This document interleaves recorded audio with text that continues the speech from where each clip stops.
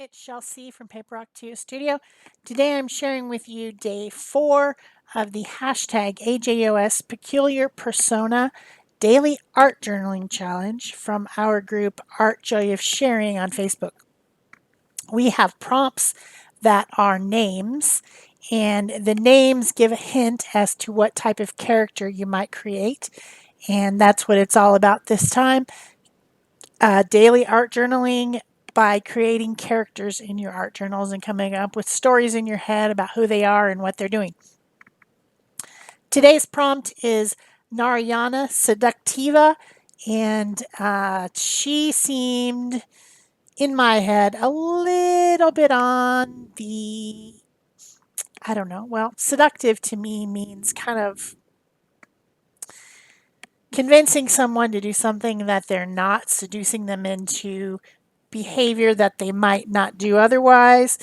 I don't know if I want to say evil necessarily, but manipulative, and that's just how I think of that word. It probably maybe it doesn't have those connotations, but in my mind, the word seductive means something like that. So I have a picture of a person who I printed it out with my laser printer so that it wouldn't smear. And there's this place called unsplash.com, which is a place that you can get royalty-free photos that people post. I'm sure this woman in the photo is a perfectly nice person. And the photo had a background of her sitting in, I think, an art museum on a bench. But the way she was sitting, it just seemed seductive. And the way that the clothing she was wearing, I don't want to get into all that, but she's wearing dark clothing, and she seemed almost like a character from a book. And I read a lot of young adult fantasy with things like vampires and werewolves and witches and all those interesting characters that can do amazing things and they're superhuman, and she seemed like a vampire to me. And that led me down this whole path of thinking about seduction and the concept of beauty. Oftentimes in the books that I read, the vampires are portrayed as being icily beautiful, people who are so beautiful, they never age, they never change. But the downside of that is they're dead, right? And they have to drink blood. So it's always kind of a dilemma, do you want to become a vampire so that you live forever and you're eternally beautiful and you never age? And the trade-off being that you've got to bite people or, something like that. It's always this seduction to do something that maybe doesn't sound like a great idea because of the downside, but yet on the upside, like, will solve all your problems and bring all your dreams to come true. So before I can continue explaining my whole thought process behind this page, and it's deep. I mean, well, I wouldn't say it's deep, but it went a long way down the rabbit hole. I will tell you what I'm doing here. First, I put some printed tissue paper down. Because I was thinking on the dark side of seduction, I wanted to use a black page. So this whole album, which is a Delusions Dialogue art journal, is got black pages. They're already black. I didn't paint it or anything. It came that way. So I started with one of those. I wanted to lighten it up a little bit because all the things that I cut out to make my collage, my character collage, are also black or dark gray or whatever. And also I wanted just a touch of feminine, that word that I mean. So I did use I mixed in a little bit of magenta, because that to me is a feminine color. It's, that kind of pretty pink, dark pink lipstick color that you might see. But anyway, I put down some tissue paper and then I'm stenciling with a Stencil Girl stencil. And this stencil to me, I know it's just a divided stencil, I mean, it's a really cool stencil. It makes interesting marks, but they look like bones to me, like, old bleached bones. Um, and especially in the way that I did it in sections, I wasn't doing the whole stencil at once because it does have a floral pattern in the middle. But even that looks like a skeletal floral pattern to me, but that's just how I see it. Everyone sees things differently. So that's the reason that I picked this stencil. And then I enhanced it some with the pencil. But anyway, back to the story. So lately, I have been getting ads thrown at me constantly on Facebook and Instagram about makeup and how there's all these revolutionary foundations that are going to stop me from aging. They're going to make me look like I'm 20, and they're going to fill in any discoloration or cracks or wrinkles that I might have on my face. And um, they're very expensive. There's CC cream or there's this baked something around. I don't even know. But I don't know why suddenly the world of algorithms has decided that I need all this stuff, but it keeps throwing it at me. That's all the ads that I see. Besides clothing, I see a lot of clothing ads. I don't think I clicked on anything. I'm not sure what happened there, but anyway, that took me down the path of thinking about how media, social media, television media, um, movies, TV, everything seduces you by throwing all these products at you, clothing that makes you look slimmer and makeup that makes your face not have wrinkles, and you can dye your hair, and you can, and all it's basically saying is you're not beautiful the way you are. You need to change something about yourself to make yourself better. And I'm not going to get into the argument about whether people should wear makeup or not. I wear makeup when I want to look nicer. It's not a problem. It makes me feel better about myself. But do I look ugly if I'm just the way I am? If I'm just in my skin, you know, am I ugly then? I don't know. I guess society would tell me that I am. I'm overweight. I'm old. I have whatever. So that was the whole path that I went down as I was making this page. And this is the thing about art journaling is that it gives you thoughts in your head and you start to think about stuff because you're focused, you're isolated in your usually somewhere you're not around other people, they're not talking, you're working, you're thinking, and that's kind of really the purity of doing this challenge this month is making characters and thinking about the stories behind them, and art journaling in general, thinking about the things that you're thinking about and processing, whatever junk went on in your day, processing it and thinking about it. And that's what I was doing because I've been annoyed lately by the Facebook and Instagram ads trying to sell me makeup, very expensive makeup.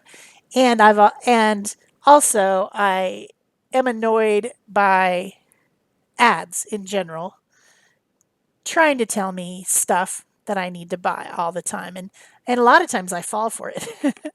you know, I mean, we all do. You see a cute blouse, you're like, oh, that's a cute blouse, and then you get it, and it clings to your fat rolls, and you're like, why did I buy this? The person in the picture was not me. They were not the same as me, and so why would I think that this thing that I had to buy from China because it took a month to get here was going to make me look great? Why do they think that I need Italian baked foundation to make my skin look good? I don't know. I haven't fallen for that one yet. You're not going to get me. I haven't fallen for it. So, as I was making my character here, I made her look a little bit scary and vampirish. She's got half of her face is kind of painted into a skeletal shape because I've had a lot of relatives in my family who have succumbed to things like what's that thing called? Bulimia, anorexia, and bulimia, where they one in particular got down to like I don't know 90 pounds, and she thought she looked fabulous. She would look in the mirror. Well, actually, I mean, with that disease, you never do think you look fabulous. You think you still look ugly, but she saw nothing wrong in the mirror of looking like a skeleton. And that was in high school where there's a lot of peer pressure to be thin and, have the latest things and be tan. She also would lay out on the roof of the place that we were staying to be dirt. She'd skip school and lay out on the roof to be more tan. So peer pressure just continues on in your life with, ads and things. It's just another form of peer pressure. But I painted that kind of skeletal looking face over the photo to give it more of a, I'm forever beautiful, but yet to other people's perceptions, you maybe don't look as good as you think you do. Also, I had a picture of a moth and I put that in the back to create kind of vampire wings because vampires are supposed to be able to fly and they're kind of demonic or whatever. So I thought those wings looked, normally I would do butterfly wings or something like that, but these gray moth wings looked perfect. And then I gave her a crown because she's crowning herself as the most beautiful person, but the crown is rusty because it's not real and I don't know. Anyway, I took some different sticker words um, to add to try to tell my story a little bit more from different packs. Um, we all have these books of stickers. A lot of them are from Ranger. One of them is a printout from Gina B. Aaron's, the one that says beautiful. But yeah, dreaming about being forever beautiful, but maybe just you would be more beautiful if you were just yourself and you weren't spending a lot of time worrying about society's peer pressure to sell you things to make them money to try to make you think that you're not as good if you don't have all these things. That was my idea behind this page. So scary skull-like bones and vampire girl to give you the idea of what I was thinking about society. I know it's crazy, it's twisted. But that's where you go when you're art journaling and that's your creative mind thinking about things that are important to you. So, yeah, I am adding shapes, highlights to my shapes to make them look a little bit more bone like. And I'm using a Stabilo white pencil. There is actually a white pencil in the Stabilo line, and it works pretty cool over acrylic paint. Of course, this is acrylic paint in the background, which is sometimes hard to write over. I could have used a Posca acrylic paint pen, but it was too white. I didn't want it to be quite that white. I wanted it to be a little bit faded, and the pencil over the acrylic works really well for that. I'm going to have to get another of those pencils. It's a little stub now. Then there was one section in the center that just seemed to be empty, and so I grabbed a stencil. This one is actually from Sarah. What's her last name? I can't remember right now, but she has an Etsy shop. I'll try to remember to link it below. A video every day makes me have not a lot of time to do links and things like that. But she has an Etsy shop, and she makes really interesting stencils, very different from anyone else. I'll try to remember her name and put it in there. But it's like a swirl thing with a heart at the end. I don't know what it's supposed to be exactly, but I thought it went perfect in there. And I used that same silver metallic paint that I used on the crown, and I put it around in other places here and there with the little brush. And it's, of course, stencils have bridges, and I wanted it to not have bridges, the stencil design. So I got out a silver Posca pen to fill in the bridges, but it wasn't the same silver as the paint. Plus, I think it's empty. I think I need a new silver Posca paint pen. So I ended up getting a small brush and using the same paint that I used to stencil it to fill in the bridges with a teeny tiny paintbrush instead of a pen. You can always do that. You don't have to have a pen. And that looked better. It filled in the swirly situation. So yeah, I hope you guys are playing along with our hashtag event this month and doing art journal pages every day. I'm going to try to have a video every day. So come back to my channel, subscribe if you haven't already, and turn on your notification bell so you know if I actually made it every single day of the month. Also, you can leave a comment and give me a thumbs up and search for it with the hashtag. That's it for me. Thanks. Bye-bye.